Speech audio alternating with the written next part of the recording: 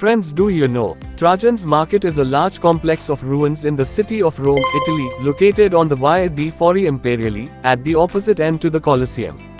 The surviving buildings and structures, built as an integral part of Trajan's Forum and nestled against the excavated flank of the Quirinal Hill, present a living model of life in the Roman capital and a glimpse at the restoration in the city, which reveals new treasures and insights about ancient Roman architecture. Thought to be the world's oldest shopping mall, the arcades in Trajan's Market are now believed by many to be administrative offices for Emperor Trajan.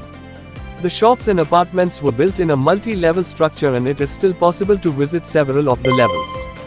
Highlights include delicate marble floors and the remains of a library.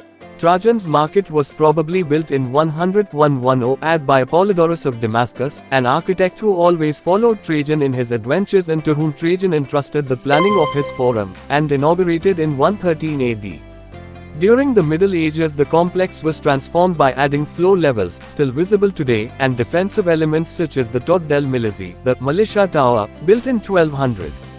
A convent, which was built in this area in the 16th century, was acquired by the state in 1885 and became the Goffredo Mameli Barracks.